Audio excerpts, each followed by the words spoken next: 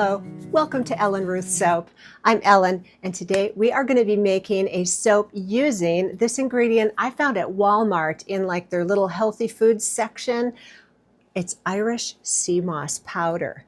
I've been wanting to do a sea moss soap. I don't live by the ocean. I'm landlocked here in Tennessee. But I found this and I was so excited. I grabbed it. It's not inexpensive. This little jar was about $20, but sea moss has some amazing skin benefits. Let me read a few. I Googled it. I mean, I already knew a few just because I watch a lot of YouTubers and, Korean skincare and all that. But I Googled this. And so let's see what the almighty Google has to say about sea moss in soap. So it says that sea moss is known for moisturizing properties. It helps lock in moisture, keeping the skin feel soft and hydrated. Sea moss is packed with 92 essential minerals that promote skin elasticity and reduce the appearance of fine lines. Hello, I am 58 years old. I will take that. It says it's rich in antioxidant and it may boost collagen production, contributing to a more youthful complexion. Well, that sounds like a lot of, promises and things. I am not making that claim for this soap, but sea moss is a powerhouse, and what a fun soap additive. So not only is it actually really good for your skin, great label appeal. If you're marketing soaps, I don't sell soap at this point in time, but if you are marketing soaps, it has a great label appeal. Now, let me tell you what Walmart was selling this for as a food additive, and it's a thickening agent. So that tells me a few things. It's going to be gelatinous. When I add water, it's going to get thick. So I'm going to use a portion of our water from this soap to go ahead and hydrate this, and then I will add it to the oils. So I will do sea moss in oil method, kind of like milk and oil, because I want to see how gelatinous this gets and kind of see the consistency we're working with. So I'm treating this like an additive. And at first I had thought I would just put the powder in the oils, and I'm like, that might get me into trouble. So let's go ahead and hydrate this, add it to the oils. That's how we're going to put it in here. I think I might add a natural colorant, maybe a clay. I haven't pulled my clays out yet to look at. And I'm going to do an essential oil blend to scent this. So we're going like all natural. I just want this to be a total like skin blessing bar. That's what I'm shooting for today. So by the time I come back and have my oils prepped and ready to go, I will have picked out my clay colorant and my essential oils, and we'll talk about that more as we get into it. So let me go get everything prepped to make this sea moss soap. All right, we are back and it's time to make our lye solution. I want to talk about a couple things first. And one is the essential oils we're going to use today. I have an orange essential oil and patchouli.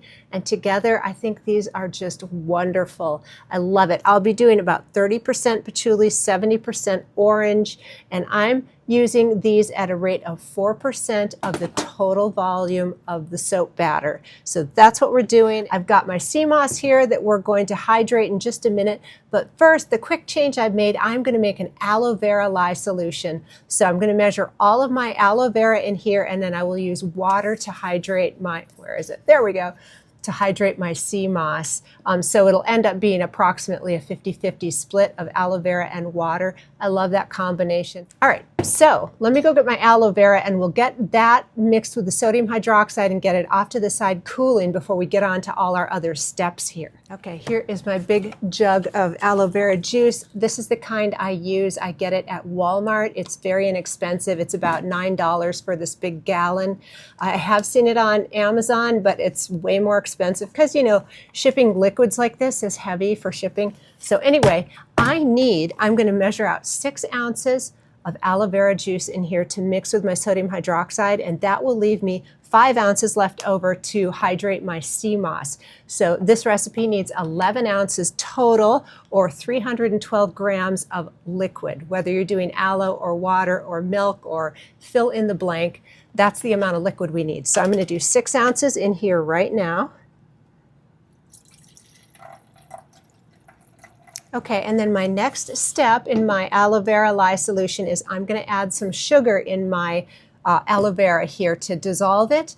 I like to add sugar to my soaps. It is a lather builder, and I like a bubbly bar of soap. This is totally optional. You do not have to add sugar at all, but I like to add it. So I'm going to be adding approximately 1 tablespoon. This is a 2 tablespoon scoop. It's about half full. It's not an exact science. And again, it's an optional thing, but I love all my extras. So what I do is that aloe vera juice is cold. I keep that jug in the fridge, and I'm just going to stir this until all of that sugar is dissolved. Because if you add the sodium hydroxide before it's dissolved, you will end up with a clumpy caramelized lump of sugar. Ask me how I know. It just is the way it is. So get the sugar dissolved, and then I'm going to throw in a little fluff of silk fibers because that's my regular routine that I love to do. Silk adds a silky feel to the lather. It adds a glossy sheen to the bar, and I have it, so I'm going to be using that. And then we will get to our sodium hydroxide. All right, here is my silk. It takes a while to work through this. I got a big, it comes in like skeins or ropes like this. So this is what it looks like when you get it. Big, clumpy, fluffy, like you could put it in a loom and sort of, I don't know, maybe you could knit with it. I'm not sure how you would craft with this. I've only ever made soap with silk. But what I do is I take a little pinch off here. I can't tell you how much it weighs. It weighs nothing. But just a little pinch. It doesn't take much to add some, a little extra something to your soap. And now that the sugar is dissolved, I'm just going to plop this down in there. And let's go measure our lye. All right, we are back. Here's the sodium hydroxide. I've got to get my gloves on, and I have 2 different colors because this was the last one in 1 pack and a brand new pack. So sometimes the colors don't match, and we just work with what we have here. So let me say I have 5.13 ounces or 146 grams of sodium hydroxide that I'm adding into here. And again, when I split some of the liquid off, you want to make sure you always have as much or maybe a little more liquid than lye. You never want less. It will cause a volcano, trust me. So when I saw my recipe and I had 5.13 ounces, I knew I needed at least 6 ounces of liquid. So that's what we've got, and we can mix them together without any issues. And then all the extra liquid will go to hydrating our sea moss. I hope that's making sense. I also have my sodium lactate. After I add this and it cools off a bit, I will add this at a rate of 1 teaspoon per pound of oil. So let me go ahead and add my sodium hydroxide in here. This is just aloe juice. It acts just like water. It won't do any funny business on you or, volcano. Aloe is so easy to work with. Aloe vera juice. Let me make that clear. Sometimes people get confused. If you are working with aloe vera gel, like the meat from the leaves, that is a different way to tackle it. You add that as an additive. I would add the gel to the oils. It's not part of your liquid volume necessarily, but aloe vera juice plays just like water in soap, and it is fabulous. If you can hear the background noise, I have the landscaper guys are here doing the lawn, so please forgive that background noise. So you want to stir this until all of the lye is dissolved, and once it's dissolved, you can just walk away and let it cool, or put it in an ice bath to let it cool, whatever you want to do, but it's ready to go. All right, I'm back with my little essential oil blend. I'm sorry, the lawn guys were making a lot of noise outside the door, and so I didn't film measuring this out. But again, these are just essential oils from Amazon. If you have strong feelings about essential oils, people get very passionate about their essential oils, please use the ones that you love. So I just am using these because when you get into soaping and this kind of a volume, this is 1.6 ounces. That's a lot. It can get expensive very fast. But anyway, the patchouli orange blend, 30% patchouli just gives it a depth, which I love, and the orange is really the top notes. Love it. So again, 4% of 40 ounces is what I'm using. I use a combination of the oil total and some of the liquids.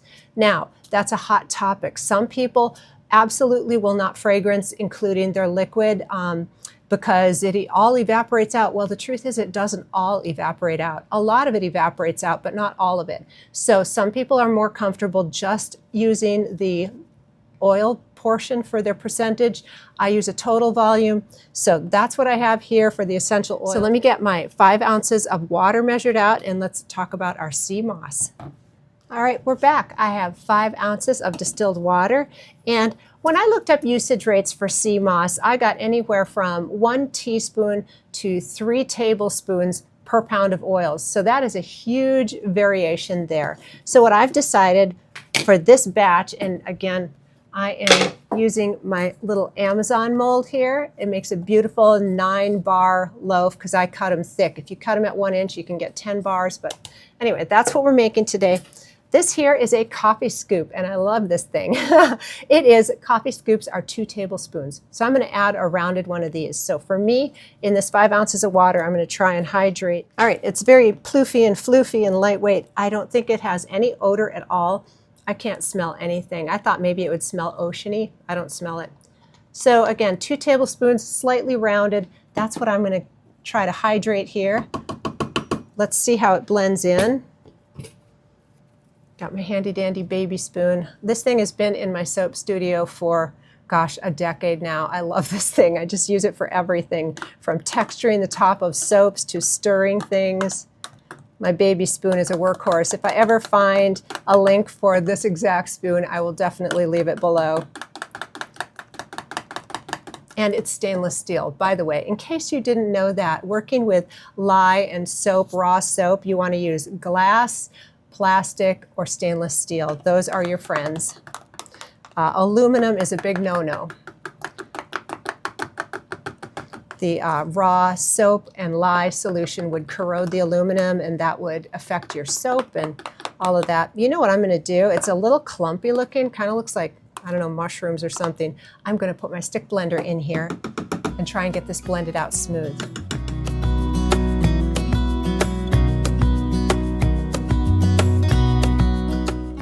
All right, so that looks pretty smooth to me. It is about the consistency of a thin pudding, so it definitely did thicken up. I could see how somebody would like this for cooking if you were doing that sort of a thing. Here, let me set this down and I'll show you. It's kind of a little viscous, a little jelly looking, but I don't know, I think that's going to blend in really nice. I'm not going to be too worried about it. And I'm going to let it sit here as we get our oils prepped and the lye is cooling, so it can just kind of hydrate, and hopefully it won't do any funny business when we add it to the soap and all that. I am surprised how dark it got. So this soap will probably have a beige cast to it. The powder is a very light color, but when you hydrate it, it gets darker. So I guess I didn't anticipate that. Speaking of colors, what we're going to do a swirl today if everything's behaving. If things get moving fast, we're just going to go ahead and put it in the mold. But if everything's behaving, I have this rose clay from Nature's Garden. Absolutely gorgeous, and rose clay is so good for your skin. I was just thinking of skin with the aloe vera, the sea moss, the clay, the essential oils. This is going to be a skin-loving powerhouse bar. So let me just let this kind of do its thing, and let's get to our oils. All right, today we are doing a brand new recipe for me and for you all, which I'll be sharing in written form down below. But I'll tell you what I'm doing real quick here. I need 10.8 ounces or 306 grams of coconut oil.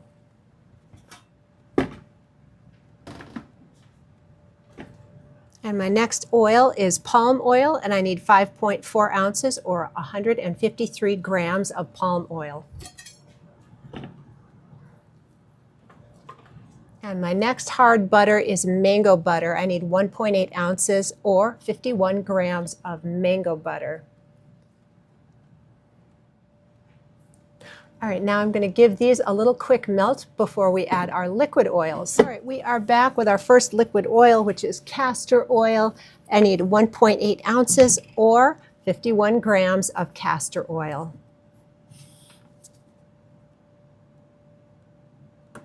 And last but not least, this is my high oleic sunflower oil, and I need 16.2 ounces or 459 grams of sunflower.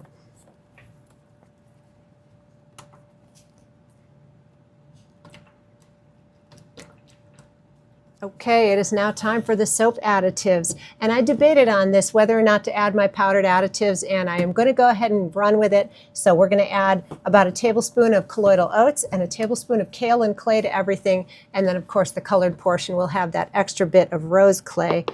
And I don't think you can have too much clay in a soap. So well, that's an overstatement. Don't take me literally, but a lot of clay is good. Again, this is a 2 tablespoon scoop. I'm doing about half of that, so 1 tablespoon of kaolin clay and about 1 tablespoon of colloidal oats. And let's take a look at our sea moss here. It's gotten pretty thick, so I am glad I hydrated this. I mean, it might not have done anything funky if we had just added it in here, but I didn't want to take that chance because that's pretty thick. Kind of, I don't know, looks like pudding or a smoothie or something. But we're going to go ahead and add it in here because I want it in everything. And because this is the oils without the lye, I can blend this really, really well in case there's any little bit of clumps left in that. They'll get smoothed out right now. So that's good. I mean, if you had a clump, it wouldn't be the end of the world, but aesthetically, when you cut the bars, it's not pretty. So we want it really blended. And I've debated, and I'm going to go ahead and add my essential oils in here. These ones are not supposed to misbehave in soap, so we're going to go with that. In they go. If it bites me, you can shake your finger at the screen and say, I told you so, don't do it. But they're in there, so let's blend this up.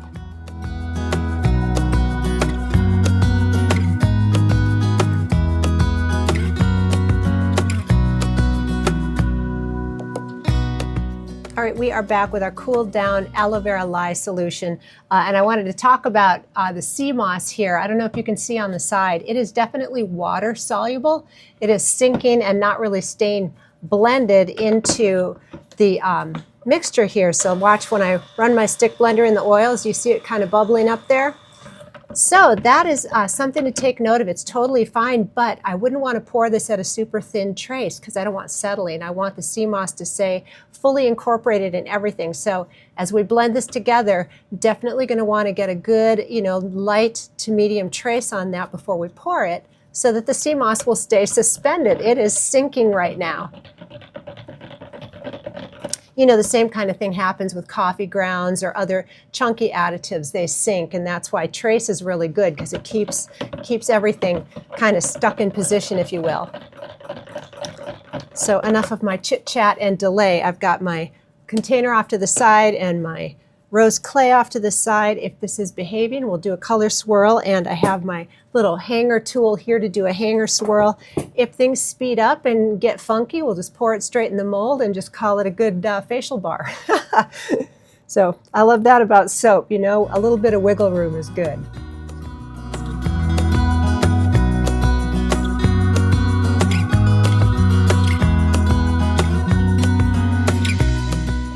So I'm just kind of stirring and blending, and I'm watching this to see if the sea moss changes color with the lye or if it's going to stay that sort of beigey color. It'd be interesting to see. I love doing things for the first time with you all. We get to learn together. So far so good, behaving nicely. So I'm going to go ahead and split off for our color here.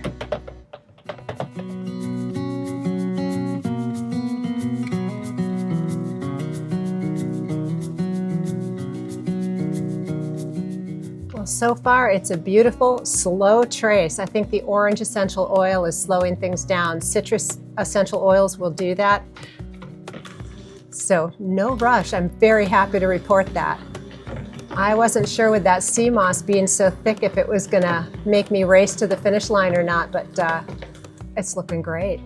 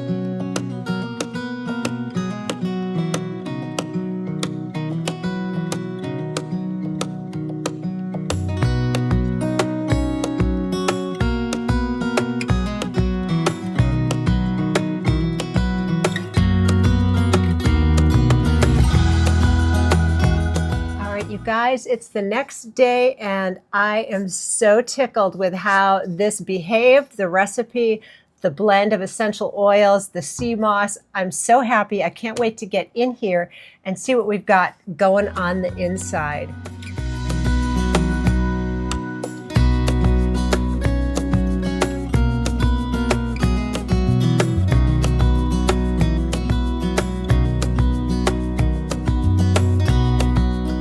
We are back with the lovely Olga, but before we get into cutting, I want to show you my really low-tech heating pad here, and it has a little dial. It goes from low to high, and this is what I put my soap mold on when I want gel phase, and I did. So I set this in the mold on top of my heating pad, turned it on medium, and I put a cooler over the top and walked away for about an hour. Then I came and turned off the heat and let it sit overnight. And it definitely went through gel phase. And I'm very happy that the sea moss bounced back to that beautiful creamy color. It didn't stay that sort of dark, muddied up brown color. So I'm just happy all over the place. But I did go through gel phase. Wanted to mention that. So let's get in here. And I think that the slow trace on this was, oh wow, so pretty, was due to a couple factors. Number one, this was a high liquid oil soap, or not high, but you know, a good 50-50 split. Number two, the orange essential oil. Oh goodness, I am so happy with these. Hello, lovely. Love, love, love. So yes, citrus essential oils, citrus fragrance oils, they tend to slow things down. Not always. There have been a few, but mostly citrus goes slow. And I found that to be true in this soap as well, which is always, you know, a nice surprise. I don't like when things speed up more than I'm expecting, which is why I hydrated the sea moss and kind of prepped things to to set things up so that if it started speeding up, we'd still be able to get a pretty soap. This is so cute. Now my swirls are all pretty much on one side, but let's talk about how pretty that red clay or blush kaolin clay from Nature's Garden. That is lovely. I love the color on this, and I have already decided, I thought about it last night, I definitely want to do a lather test with you guys because I cannot wait to lather this up. So I'll have to wait a few days. Let's talk about soap curing. And even though this went through gel phase and I unmolded it the next day, part of it's because of gel. It firms up a little faster, and part of it is the sodium lactate helps with unmolding. But this will still benefit from a full 4-week to 6-week cure time. Not necessary, but I suggest it. I love a full cure time. But that being said, the pH of this soap bar will be a perfect soap pH, which is about 9. And we can do a pH test when we do our lather test. It's going to get there in about 48 to 72 hours. It is perfectly safe to use, and it won't, you know, be aggravating on your skin. That is not the same as a cure time. So getting the proper pH is a different animal than cure time. So when I lather my soap in a few days or a week after making it, I get asked a lot, aren't you going to cure the soap? Yes, I absolutely am. But it is safe to do a lather test after a couple of days. Just wanted to cover that. And I will do the outro and more talking when we come back to do the lather test and a pH test. And I am so delighted with how this came out. I cannot wait to get in to lather this in a few days.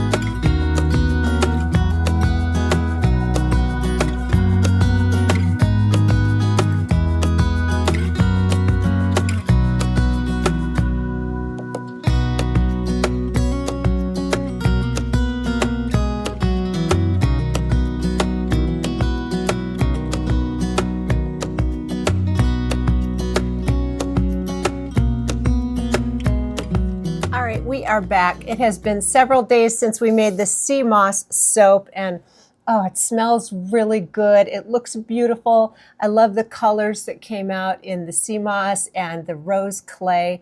I just love everything about these, and I cannot wait to get this lathered up. Let me tell you about the pH strips. This is a very low-tech, oops, I pulled off two here, hang on.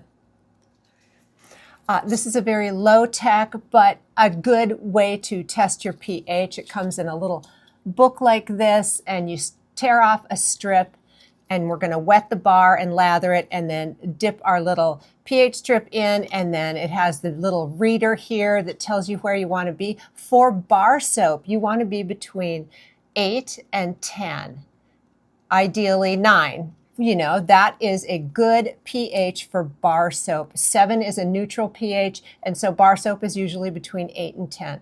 So that's what we'll be looking for when we get to that. And now, let's get this in the water and do our lather test.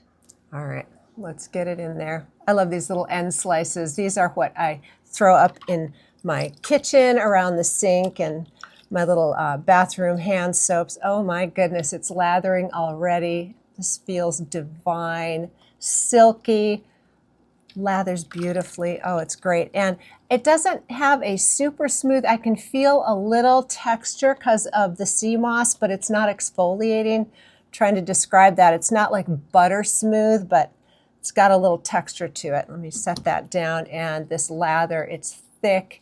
It feels slippy. This would be a fabulous shaving soap. That has a nice slip to it. This feels fabulous. Look at that dense lather. Add a little water here and try to foam it up again. Absolutely gorgeous. This is very abundant lather. So I'm loving the recipe. I am loving the sea moss. Everything about this is making me super duper happy. Look at that. Gorgeous, gorgeous. It just feels wonderful. And again, I'm going to give my bars a full cure time now, even though we'll go ahead and test the pH here in a second. The pH, this is totally fine. It's wonderful on your skin.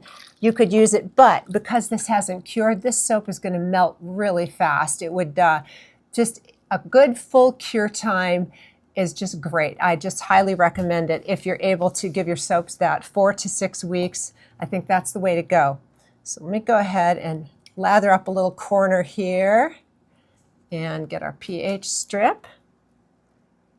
Wet the corner again, put that on.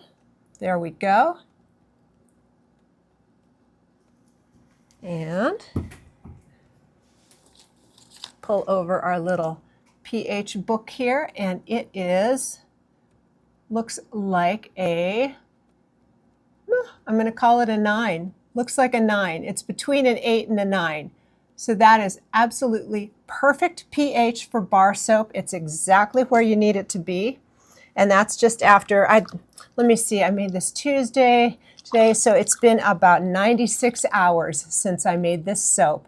And the pH is right in range. That will not change even after the cure time, but the bars will get harder and longer lasting with a good cure time. So that's important. Man, this lather's amazing. I wish I could sneak through the video here and have you feel this lather. It is just thick and creamy. Everything I wanted it to be. It's beautiful, absolutely beautiful. So I hope that you give this recipe a try, and if you haven't played around with sea moss yet, like this is my first time, give it a whirl. It is glorious, and I know this is going to have great skin benefits. I'm going to be using this as a facial bar. I just think this would be an all-over great bar, but yeah, happy. I hope you give it a try, and I hope you have a wonderful day.